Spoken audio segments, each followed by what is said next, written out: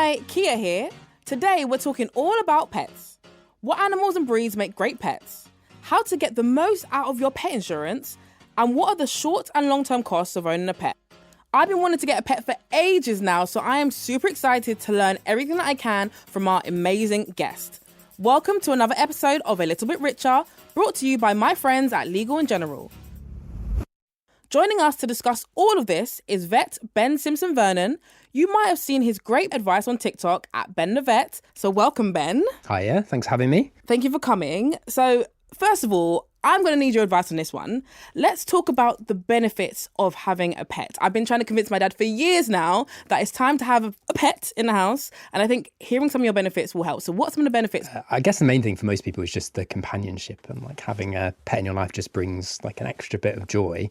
Obviously, having a pet can have positive effects on your mental health as well. And a lot of people report that they feel less anxious when they have a pet around. It can be good for your physical health as well. You know, if you have a dog, you have to walk your dog, you have to get out of the house a couple of times a day, so it forces people to exercise.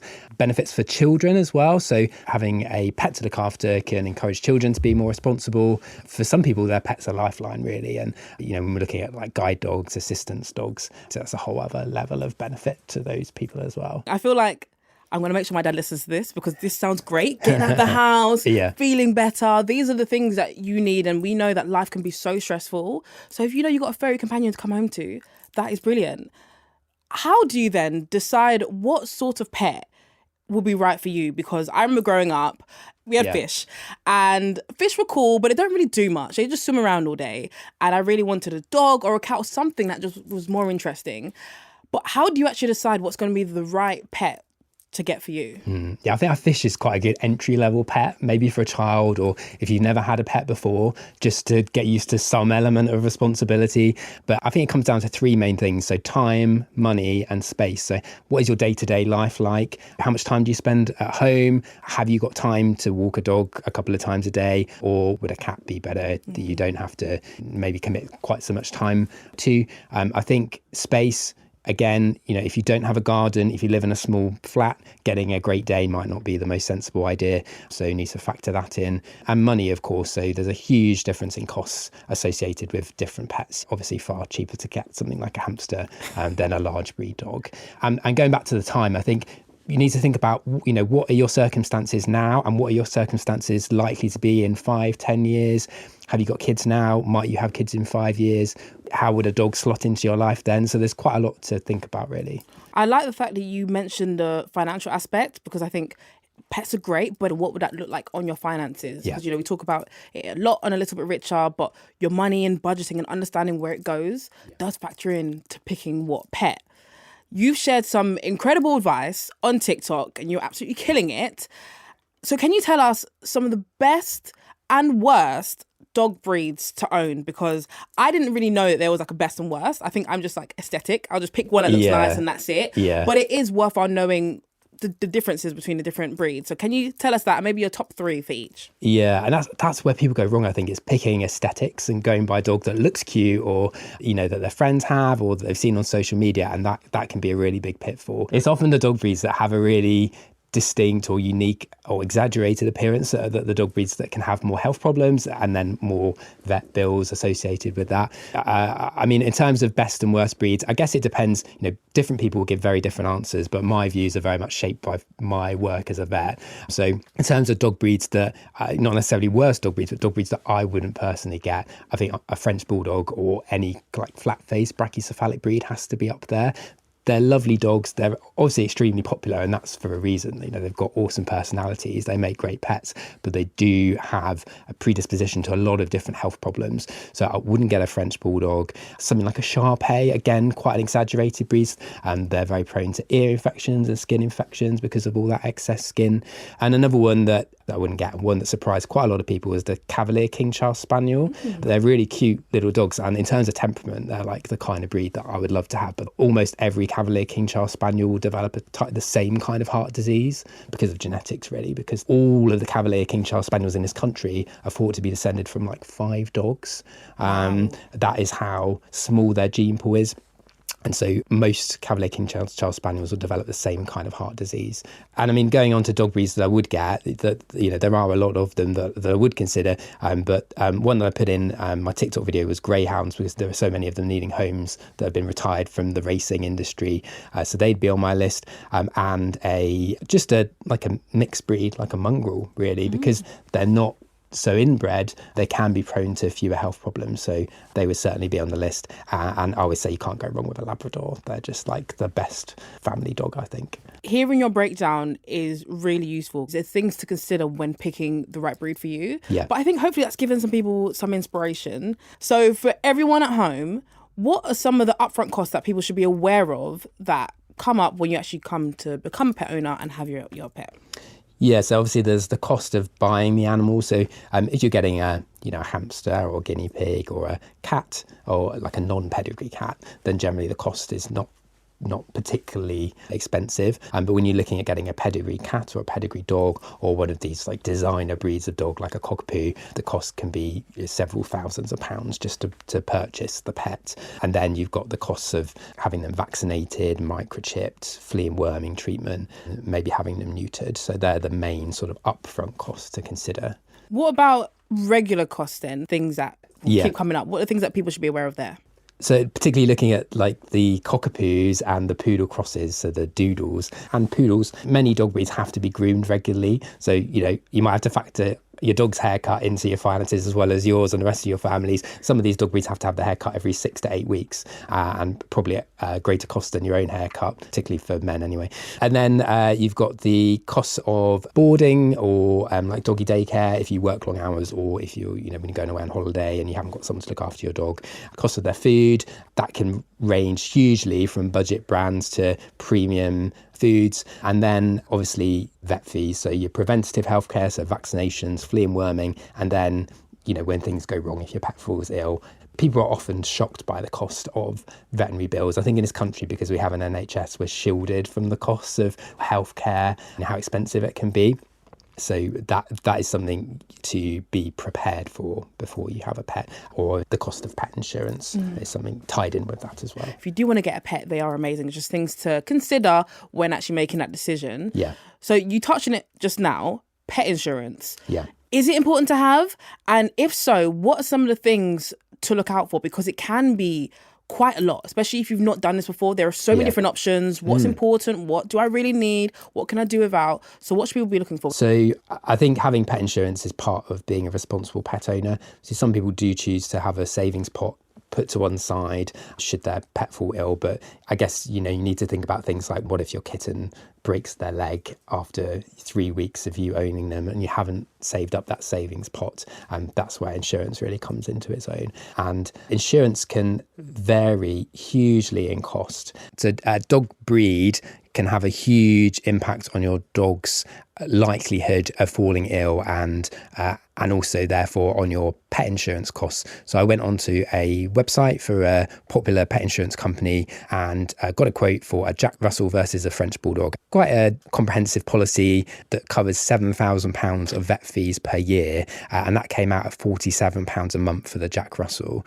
whereas a French Bulldog came out at £245 a month. Wow. So we're getting on for £3,000 a year, and that £3,000 a year that you're paying in your premiums is to get you cover for £7,000 of vet fees. So that is the difference in risk that the pet insurance company is saying your chance of making a claim is so high that we have to charge you this amount. So that gives you an idea of how likely it is that a French Bulldog is to fall ill or need major surgery. So that's important to factor in, from a financial point of view, because you need to be prepared for those costs. But also, do you want to have a pet that is that likely to fall ill? There's an ethical consideration there as well. So 2 main types of pet insurance policy. You can get a lifetime policy, which will cover ongoing health problems. So like, for example, if your cat developed diabetes, then that would cover that condition ongoing.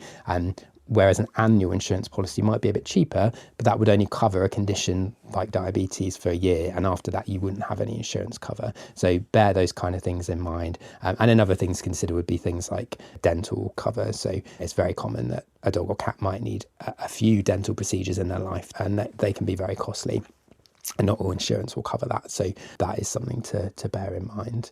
And one thing that I should say as well, that really any pet owner, particularly dog owners, should have third-party insurance. There's no legal requirement to have it, but that's to cover costs of, for example, if your dog runs out in front of a car and writes off someone's car, then that would cover the cost of that. So that, again, is part of being a responsible pet owner. But ideally have cover for your dog's injuries as well. That's a really good point that you make. Yeah. So it is very important, like I said, to make sure that you're covered.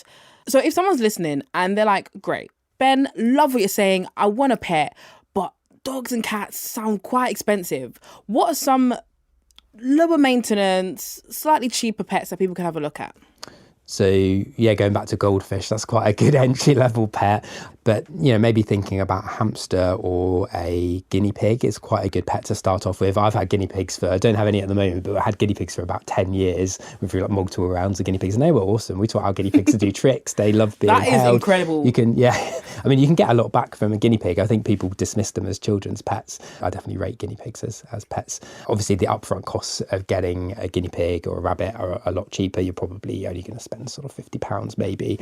You should still have a financial backup to, they can still, particularly rabbits, can still develop health problems that can incur like higher vet fees. You should still have means of paying for that, or maybe even think about insurance. But generally the costs are lower than a dog or a cat. That's good. I think guinea pigs, you're selling it. I can teach a guinea pig tricks. We had our guinea pigs as ring bearers at our wedding. Ring bearers? Yeah. You have opened my eyes. The vicar definitely said that was the first guinea pig ring bearer. There are lots of dogs, but she hadn't had any guinea pigs before. So if you're someone like me, I feel like I need to take the first step, but I'm not ready for the commitment of a pet. So if you're someone like me who perhaps wants the fun of what a pet can bring, but doesn't want the full long-term responsibility, what are some options available for people like me? So if you've got friends or family with a dog, I'm sure they'll always be looking for people to look after their dog for periods of time. So that's a great idea. Or there are websites like there's one called Borrow My Doggy, where you can get in contact via the website with people that are looking for someone to take their dog for a walk or to look after the dog while they go on holiday. So that can be quite good. But also contacting charities like Guide Dogs, always looking for people to foster dogs. Often they'll have the puppies that are in guide dog training in a home with people, so you could look after a dog for a charity for a period of time, or other charities are looking for people to foster dogs as well. It's a great option for if you've never had a pet before and you don't really know if it's for you. Obviously, if a dog can live for 10 to 15 years. So if you get the dog in a year or two in, you think actually maybe this wasn't a great idea. That can be a difficult situation. So fostering a dog for a few months or even a year can be a great trial. I love that. Thank you so much. Okay, so if people have decided, right, I want to get a pet, there are so many places to get pets. Where are some trustworthy places that people can visit to ensure that they're going to get the right breed? So I guess one thing to consider is, do you want to rescue a dog? It can be, your upfront costs can be considerably lower if you're rescuing a pet, but obviously rescuing a dog, there's a bit of unknown, about the behaviour and everything like that. So you need to factor those kind of things in. And often charities have quite strict criteria for rehoming. But if you can rehome a pet, that can be a brilliant thing to do. If you're going to get a new puppy or kitten, then it can be a bit of a minefield. I would say it's always a good idea to go on recommendation. If you've got friends that have a breed of dog and you want to get the same breed, talk to them about their breeder. And then something like the Kennel Club Assured Breeder Scheme is a good idea. One thing that people often don't realise is that being Kennel Club registered doesn't really mean a lot. Basically, it just means that the dog that you are getting has a lineage that is proven, so they are definitely a Labrador, for example, but standard Kennel Club certification doesn't require any form of sort of health testing. Whereas if you are getting a dog from a breeder who is on the Assured Breeder Scheme, then depending on the breed, there are often sort of health tests and checks that they have to have done on the parents that give you a higher chance of having a healthier puppy. So that is an important consideration. So there are some breeds of cat that are prone to particular heart problems, for example. There are responsible pedigree cat breeders that will be doing heart scans on their breeding cats to check for those problems. So thinking about those things. And I think the other thing is just having the right questions in mind when you're speaking to the breeder. There is something called the puppy contract, which is freely available online via the RSPCA, and it is a contract that you can get the breeder to sign, but it can at least be a list of questions to sort of jog you to be asking the right things to minimise the chance that you're going to get a puppy from a puppy farm. I think that's really good because there are so many regular costs associated with having a pet that you want to make sure you're getting the right breed, everything is how it should be. So I think knowing about the puppy contract is, again, a really good one to know. It's free. Okay, so Ben, what would be your 3 top tips for our listeners when it comes to actually managing pet costs? I think the cost of pet food is one area where if you're really struggling with finance, then that is an area where you can save money. Particularly if you have a large breed dog, you can spend a huge amount on their food, particularly if you're buying a more premium food. Basic pet food from a supermarket has to meet minimum guidelines. So your pet is not going to develop any sort of nutritional deficiency or anything like that on that food. So don't feel guilty about feeding a cheaper food if you can't afford something more premium. Generally, the more premium pet foods will have higher quality ingredients, but a basic pet food is still going to meet minimum sort of guidelines. Another one I would say is to do with insurance, and is another common pitfall that I see where people see that their premiums go up on their insurance and then they change insurance company. And what they don't realise is that in most cases that new insurance won't cover pre-existing conditions. So bear that in mind, particularly if your dog has a chronic long-term health condition. And then another one would be costs of ongoing medications. So it is often a lot cheaper to purchase medication from an online pharmacy. This is prescription medication, so you can either purchase it from your vet practice, or vet practice can write you a prescription for a fee, and that medication can, not in all cases, but many medications can be purchased online significantly cheaper, and so that can really save a lot of money. Ben, you have shared some incredible tips today. I am leaving with so much knowledge now. I feel like I'm ready to embark on my journey to becoming a pet owner one day. This has been incredible, so thank you so much for coming onto the podcast. Next time on A Little Bit Richer, we're helping you get your dream job. Don't forget you can rate, review, and subscribe to the podcast so you never miss an episode. Tell your mates and help them get a little bit richer too. Keep up with the show on TikTok and Instagram at Legal and General. A Little Bit Richer is brought to you by Legal & General. Thank you for listening. See you soon.